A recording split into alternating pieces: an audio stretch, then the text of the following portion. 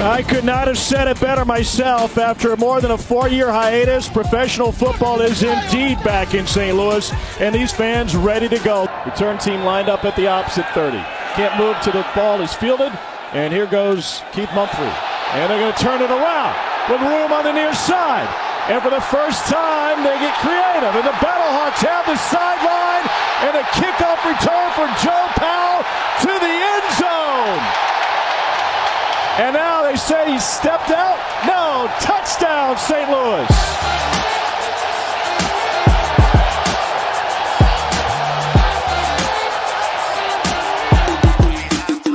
Welcome to St. Louis and take new heights to Tata. Hello and welcome to the BattleFan podcast, episode number 18. Today is February 23rd, 2020. And today was the day that the BattleHawks played their first ever home game in St. Louis. My name is Paul, and I am here with Jerry, and it's been one heck of a day. Yes, it has. Boy, are we tired. I am exhausted. I've been screaming all day. Hopefully you can hear my voice just fine, but I feel like it's going just from screaming in that dome all day long. What a game. That was game. Just an experience. Yeah. Just an experience, not even the game. Just everything about today was just an awesome experience. Yeah. It wasn't the game definitely wasn't a nail bite or anything like that. It was a straight blow. It was just complete domination by the BattleHawks. But I think that was appropriate for today's game. Like, I was fine, let's just have fun and let's just completely dominate the other team. Yeah, it was still fun to watch. I'd rather be a blowout on our end, blowing out the other team, than vice versa, obviously. I mean, a close game would have been fun too, but just having just the sheer just of seeing all the the trick plays, the long runs, the touchdowns, the interceptions, the block punts, like it's almost like this game had it all, it seemed like. It really did. A trick play, a 2-point not conversion, 2-point extra point, that trick play. I mean, I feel like this game had a little bit of everything. Yeah, and I think it was a team win because there was so much input from so many different players and so many different facets of the game. There wasn't just like one or two players dominating. The ball was spread around, a lot of contributions from different players. So that was really cool to see. It was very much a team win.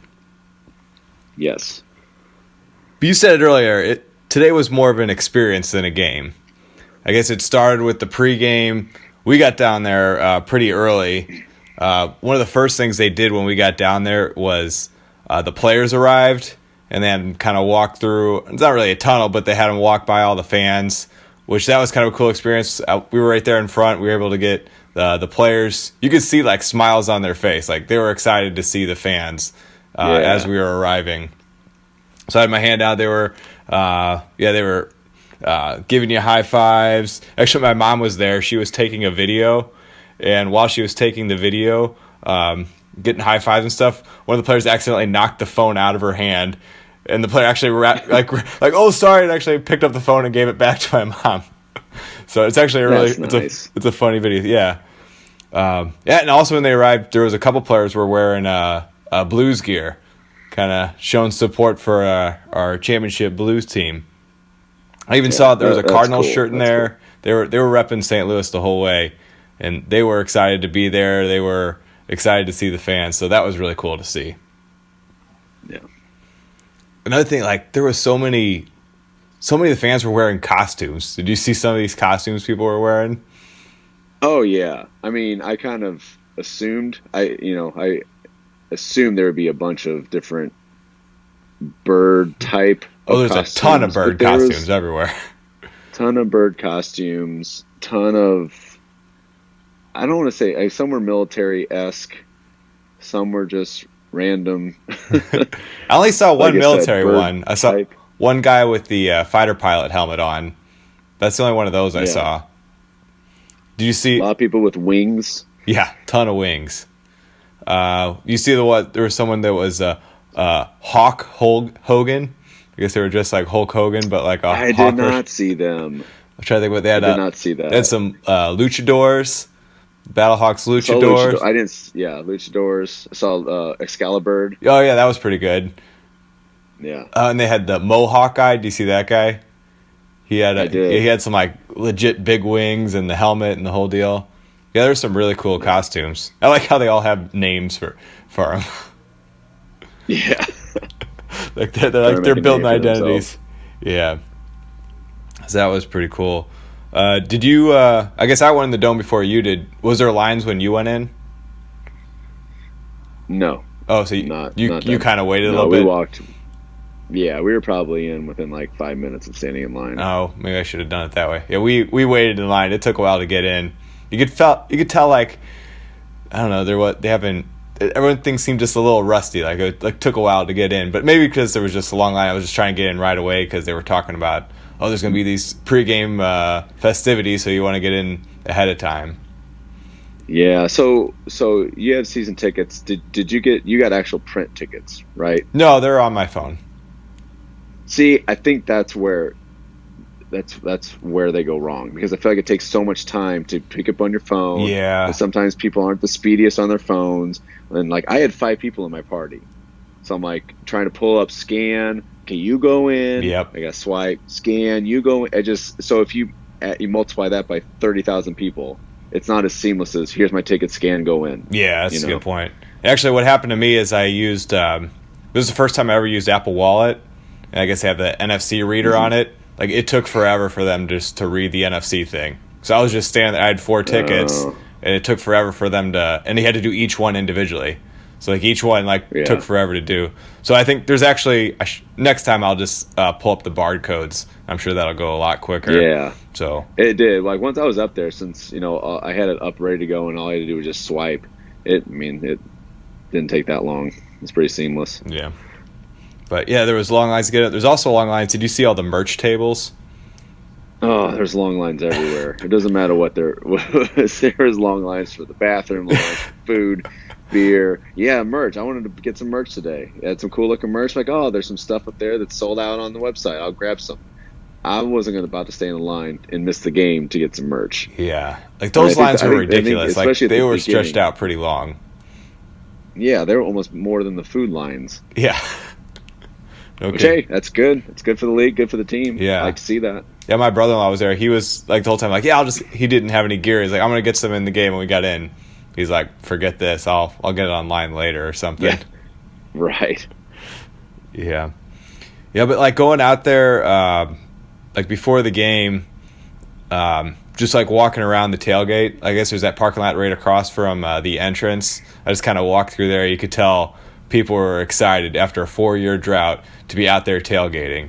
And we had just a great day for it, too. The weather was just... Oh, yeah. We couldn't ask for better. Like, being in the middle of February to have a day like this where it was in the 50s, like, pretty sunny, too. Like, yeah, we couldn't ask for a better day.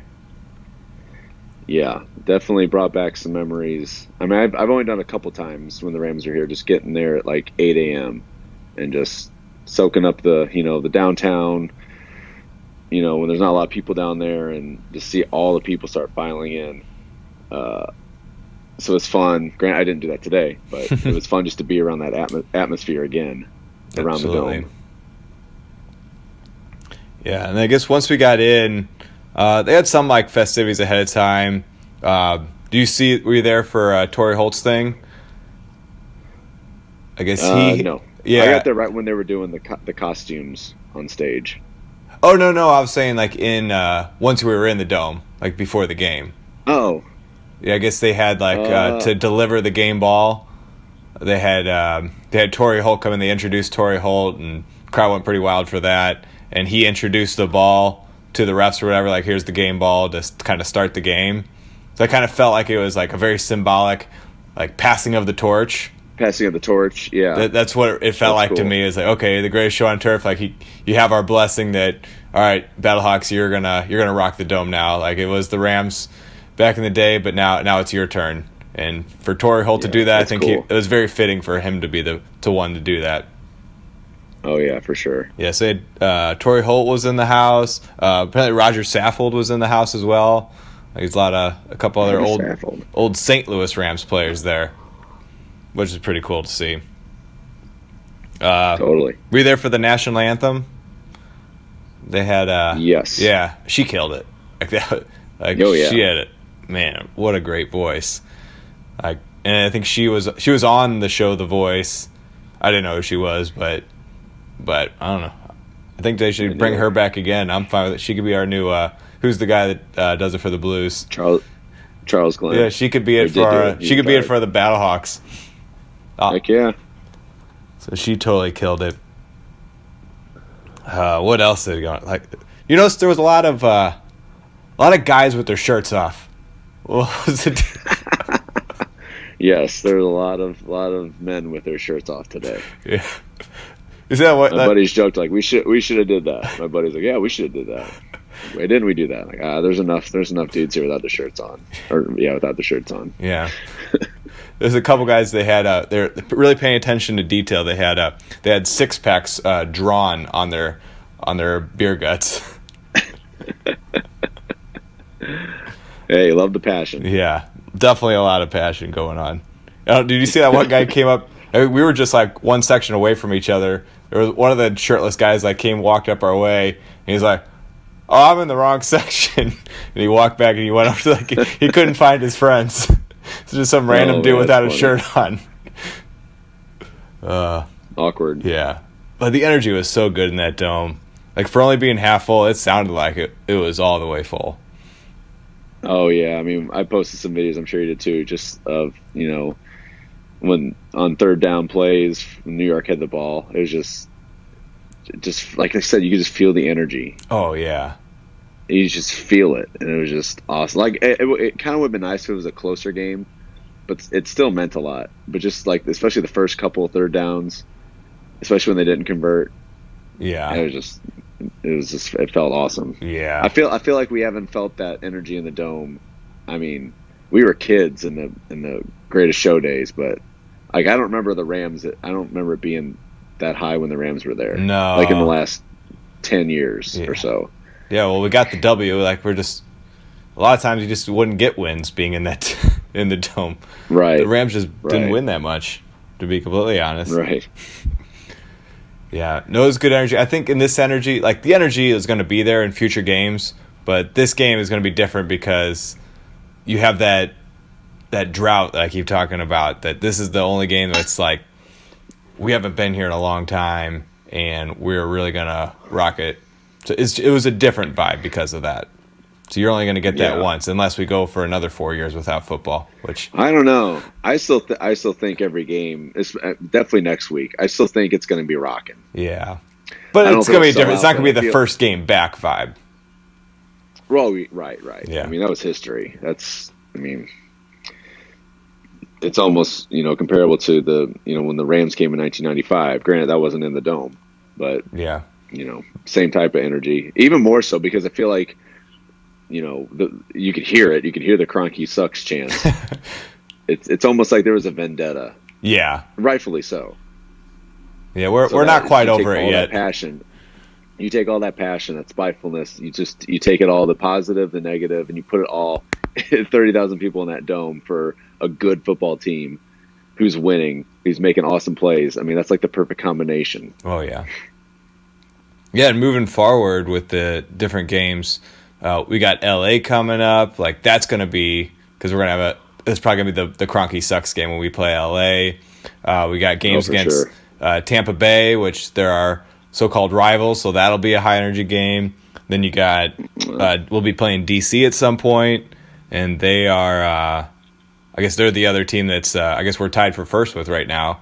So tied for first. Yeah, so that should be a good game. Night. So they'll be high energy for maybe different reasons, but they'll have that buzz in the dome pretty much for every game moving forward, I think. So if you didn't get out there today, you need to go to one of these games. Like, it was a lot of fun. That's why I feel like next week will be just as rocking, because the people who didn't go are going to want to go after seeing how much fun was had by everybody there. Yeah.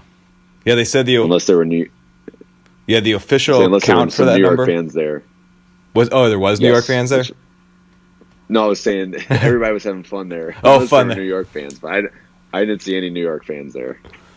Yeah, I think there was like, I saw something on Twitter. There was like 5 of them. Yeah, they showed like the players like high fiving a few Guardians fans. It was pretty sad. There was literally like 5 people. Oh my god! Yeah, I didn't see them. I guess 5 out of 30,000. Yeah, Hard to find. but there was yeah. So the official number was 29,554.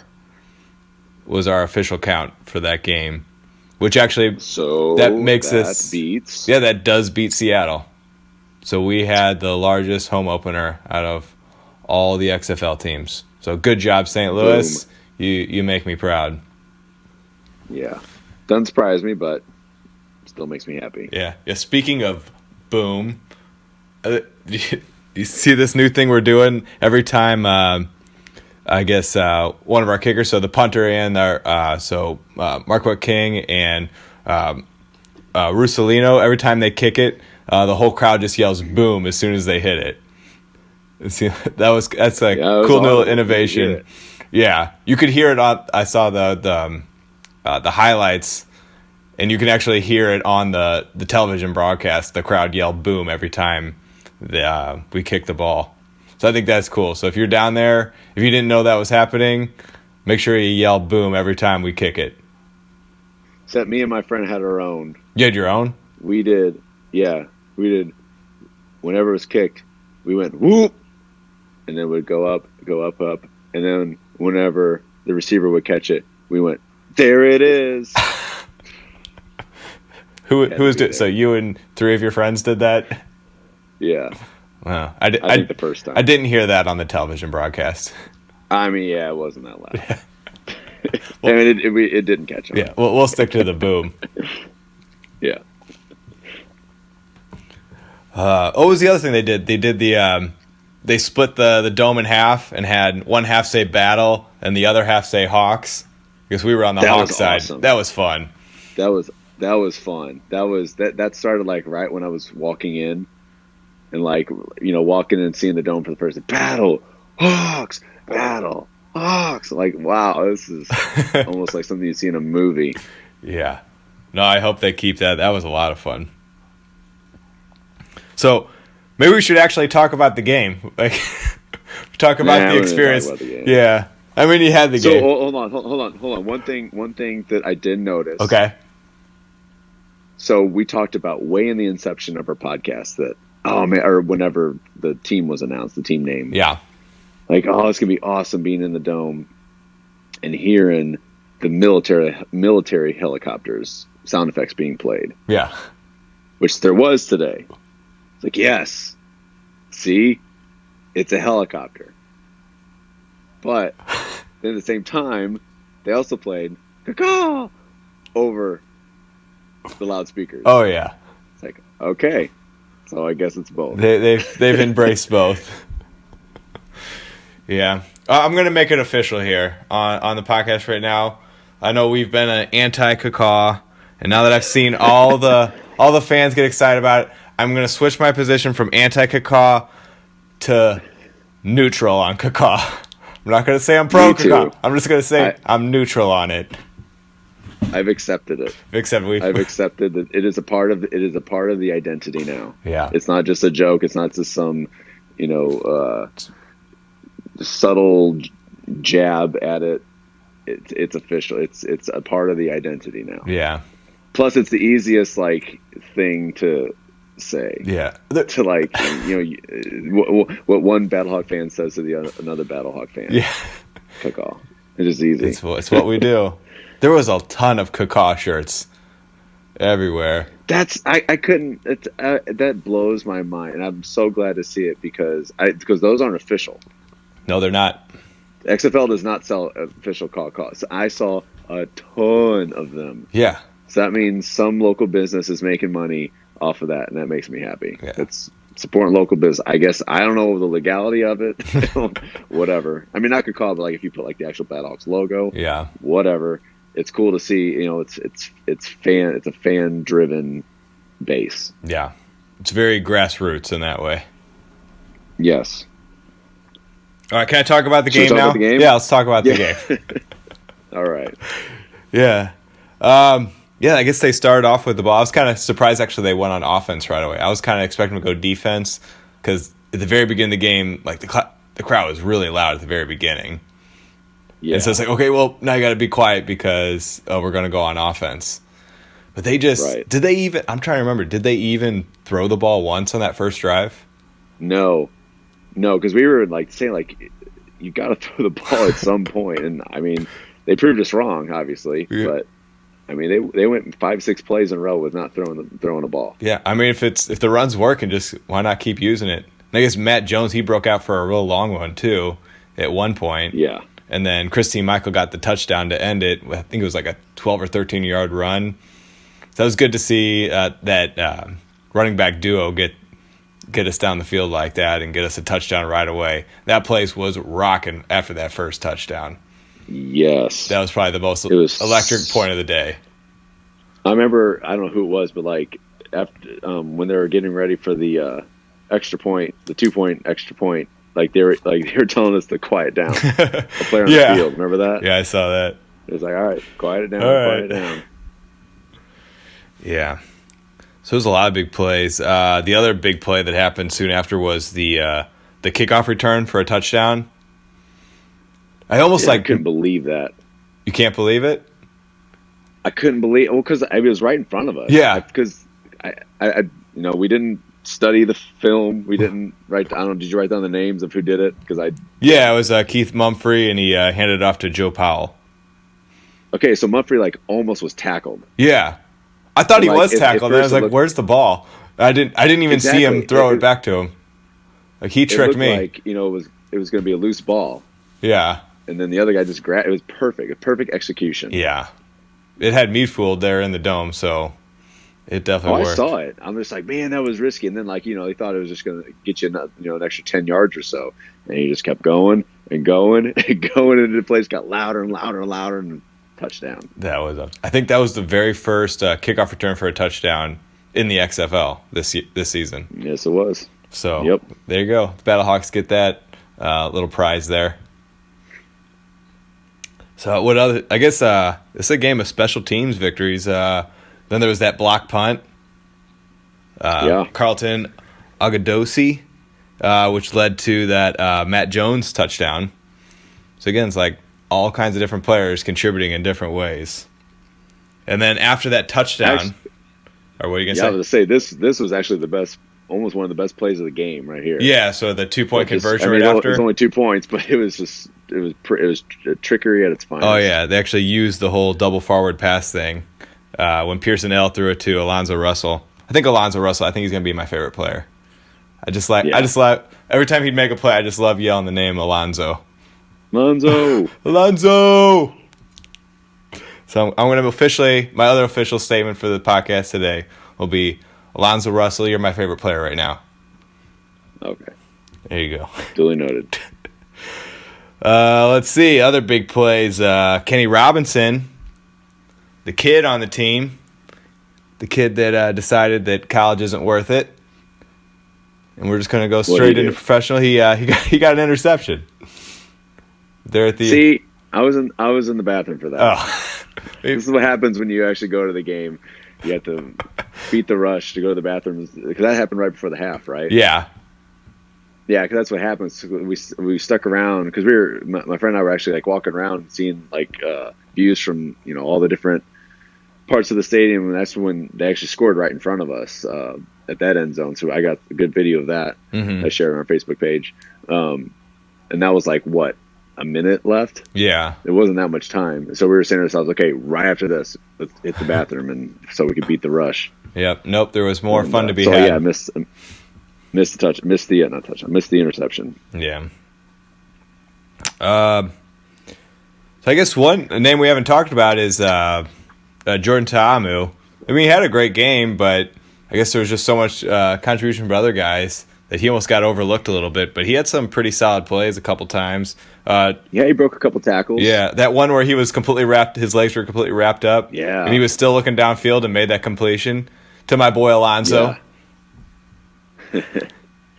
Yeah, so he can make plays when he need to. The other time we were backed up, think we were like on the 2-yard line, our own 2-yard line, and needed a first down, and he ran for the first down. This was like almost garbage time at this point, and he could have slid. He wouldn't have got a touchdown, but instead he lowered his shoulder and got the extra yard or two and was enough for a first down. That just kind of shows his leadership and the type of player he is, that he's willing to, I don't know, put it on the line for the team. So I'm really happy that we got Ta'amu on our team. Unlike New York, where they played 3 different quarterbacks in that game. Yeah, they're trying to find their guy. I just hope he sticks around for another year and doesn't get picked up. Yeah, I'll be the problem with having good players. I'll be curious how they do that. If the XFL is going to have to pay these guys next year, the stars in the leagues. I think PJ Walker and Ta'amu are going to be their 2 big stars, and they got to decide if they want to lock them up or what they're going to do to keep those guys. Because the NFL is gonna come a calling. I'm trying to think of other things that happened. There was a ton of sacks in the game. Those are always fun. Oh yeah! Every time you get a sack, so yeah, good job on the defense. It seemed like the Guardians had a ton of penalties against them. Like there was a couple false starts, delayed games, and just a lot of the unsportsmanlike conduct type stuff. You could tell they were frustrated. Yeah. You could totally tell they were frustrated. Yeah, there was one drive. It was before the BattleHawks went up by a lot. It was still a close game, and their penalties just kept the Guardian penalties just kept getting us down the field. Yeah, we didn't even do anything. It was like one play, and it was just automatic first down. I think it was 3 in one drive. I can't remember if we scored that drive or not. Yeah, it just seems like they just were not having fun. Everyone in that building was all pro BattleHawks, and they were just the bad guys, and they didn't want to be the bad guys, and they just wanted the day to be over, which is fine. Yeah. Poor New York. I don't blame them. Yeah, I sort of feel bad for them, but not really. Some people share your sentiments, but we'll get to that whenever we read comments. I gotcha. Yeah, and I guess to kind of close out the game, Leonard Tillery, I guess he's one of the other running backs. He had some pretty good runs at the end of the game to kind of close it out for us. So, like I said again, just contributions up and down the roster. And that was a very, very much a team win. Yeah. So I'm trying to think what other things happened. They had that season ticket wall. Did you see that? I guess for all the season ticket holders. I guess you're not a season ticket holder, so you don't care. No, I do care because I probably should have. It would have been nice to be on that wall. Yeah, it was nice. It was cool to see my name on there. I was at the very top of one of the lists. I don't know if you saw that. Just the way that the alphabetical worked out. Yeah, your mom showed me a picture. Oh, okay, nice. Yeah, so you're etched in history. Yes. Today was it was a historic day. It felt very historic. This is a day I'm going to remember. Oh yeah. You didn't lose your towel, did you? No, I got my towel. It's sitting right here. I was clutching onto my towel. This is my little souvenir. I dropped it at one point. Where's my towel at? Where's my towel at? Okay. We're good. Yeah. What's the other fun? Oh, remember the streaker? Yeah. Props to the streaker, man. He ran, more than 100 yards. It was 110, 120 from the stand. Yeah, it took me a while to figure out what was going on. The crowd was going nuts, and then that's when I realized, oh, okay, it's a streaker. I know, but seemed like the cops there just didn't care. It's let him do his thing. They let him do his dance, and then the cop came over and was like, "Are you done now? Are you done? Is this it? Okay, good, let's go." That was awesome. You got a good applause. I just feel overall, like you said, it's not that they didn't care, but it's people the people who work there just had more of a chill. It was just more of a chill environment. So me and a friend are walking around, and a lot of times you're at Busch Stadium or sometimes the Enterprise Center. You're just kind of standing, just kind of waiting, for a play to happen before you go to the bathroom or go down to your seats. And they're some ushers move it along, you can't stand here. That happens a lot, but we were just kind of walking around, just seeing plays from around the different views from the stadium. And we never once got told, keep moving, you can't stand here, And that was just kind of our joke. Like, yeah, it's the XFL. It's anything goes here. I mean, we weren't being jerks. We weren't, Yeah. standing in front of anybody's way. We just wanted to see, the game from different angles. Yeah. If they're going to be chill with the streaker, they're totally going to be chill with you. Just kind of wandering around the stadium. Right. Oh, man. Yeah, what a day. One of the last things I got here is, I guess, Jonathan Hayes after the game. He kind of gave St. Louis a shout out and said that the town really made a statement today, saying pretty much proving to the world that this is a great sports town. So again, thanks to Jonathan Hayes and the rest of his staff, his coaching staff. I think they're doing a great job with this team. I think we got the best team in the league, really, like up and down. It kind of says it today since DC got their butts whooped by LA. So they were kind of the only undefeated one. Houston's still undefeated. Houston's undefeated. Yeah, but at least in our conference. In our conference, right? Yeah. So it was cool for Jonathan Hayes to kind of, I don't know, show that appreciation for the fans. Yeah. Oh man, what a day!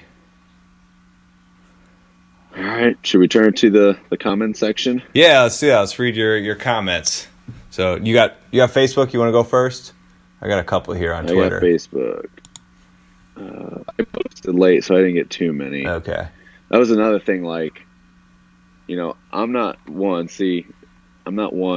to post a lot while I'm at live events. That combined with my phone battery being at 10% all day, so I didn't post a lot until the very end, until I got around to a charger. Yeah, I kind of did the same thing. I posted a lot before the game, and then during the game I was just so into it, and then afterwards I posted a lot more after. So sorry if you were live tweeting during the game. We weren't there with you so much. Too much excitement we had at the game. Yep. All right. Mark Ben Boom has another comment for us. He made a comment last week. He's making a comment with us this week. This may sound weird, but I actually kind of feel bad for the New York team. Oh, especially considering how things went for them last week as well. Mostly phenomenal game by the St. Louis BattleHawks, though. Love the intensity and the energy of the home crowd. That was from Mark. Thanks, Mark. Yeah, I guess there is something to be said about that. Like, you feel kind of bad for New York because you want the whole. It's great that it's successful here in St. Louis, but you want to see it succeed league-wide as well. Right. But I mean, they had it's cool. Like, if you're a St. Louis fan and but if you're watching from the outside, you don't really. Not to say they don't understand the passion, but you really don't unless you've lived here and lived through the Rams being taken away, and we're at the Dome during the Rams, and then going through them leaving and just being back here, from afar, you don't really understand that. Yeah. Well, this game was for St. Louis. Yes. This was our game, but for sure. But I think the league has done a good job. I think there is parity. I mean, today, LA just beat DC. Like, no one's expecting that. So there is parity in this league, and there's teams that you wouldn't expect to win that are winning. So I don't know. So yeah, New York, it was a tough day for you, but you're not out yet. I mean, there's still a lot of season left. And they got their first win, whatever. So don't get too down on yourself. I mean, you're still going to lose to the BattleHawks in the end, but it's all good. So you can still support your team. Yep. All right, you got any more comments, or I'll go to Twitter? Yeah, go for Twitter. All right, so let's see. This first comment from Rowan Barrett Season. He says, without the block punt and kickoff return, this is a close game. The Guardians outgained the BattleHawks as well. I didn't look at the stats. I guess that's true. I guess I'll trust him that he says that, but I don't know. The whole game, it felt very lopsided being there. No, they weren't close. Yeah, like I said, I didn't see. Tamo didn't have the passing yard. And there was garbage I don't know, yardage at the end of the game where, they kind of had put a drive together at the end. I will say this: the Guardians' run game was pretty decent. Yeah. Like our run defense was not very good, but still that didn't put points up on the board. Yeah. So I guess in terms of running stats or running yards, I mean I don't feel like they had that many passing yards either. Yeah. But maybe I'm wrong. That's just yards and stats. I don't know. Football's such a game of emotion and energy that you almost got. I don't know. You can't always trust the stat line. No, just like you said, you could tell like they were frustrated with all the penalties, and I mean, how many fourth down turnovers did they have? Ooh, they had more than one. Yeah. At least two, but they didn't convert. Mm-hmm. Yeah, so those big plays when it really matters. Yeah. All right, next comment. JC, I am JC Money on Twitter. He says, Western New Yorker here. How has the city embraced the BattleHawks? The dome looked crazy, but obviously not filled to capacity. Well, okay. And then, is BattleHawks coverage locally as big as it was when the Rams were there and had games? Is it from New York fan? It says Western New Yorker. So, yeah, I guess he's a New York fan. Well, it was completely sold out. Yeah. And none of the stadiums are opening the upper bowl. So that's why it wasn't at capacity. But, it was definitely, as far as tickets that were available, those were all sold. So I guess you can say, it was at capacity. If they opened the upper bowl, who knows how many more people would have came. So what was his first question? Does St. Louis support their team? Yeah, how has the city embraced the BattleHawks? This guy's a troll. Get the heck out of here.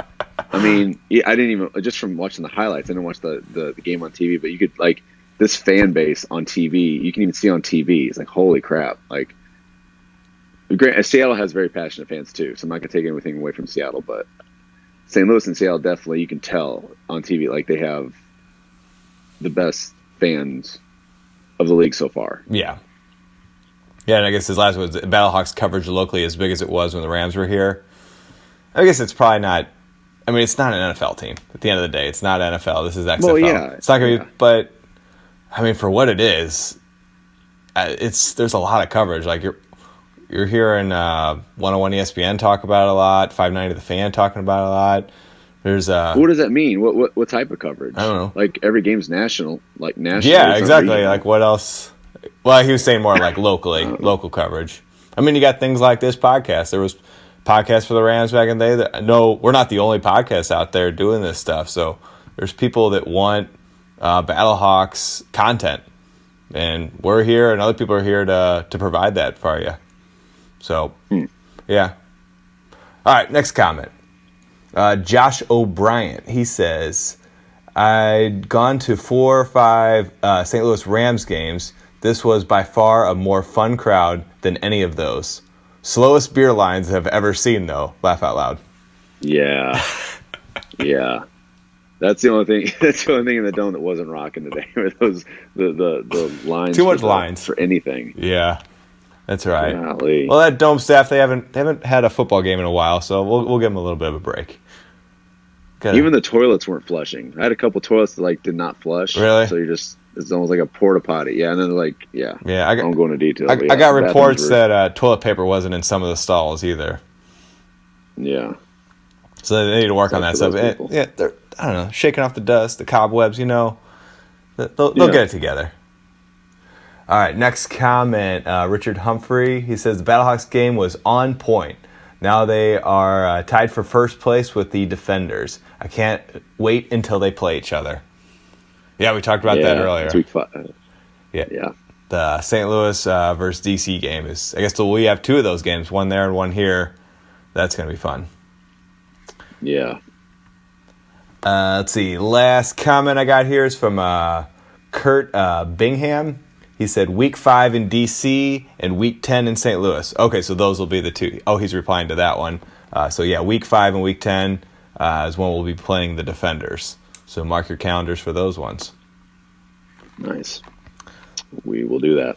So there you go. That's the comments I got on Twitter. Unless more came in since we started the podcast. All right.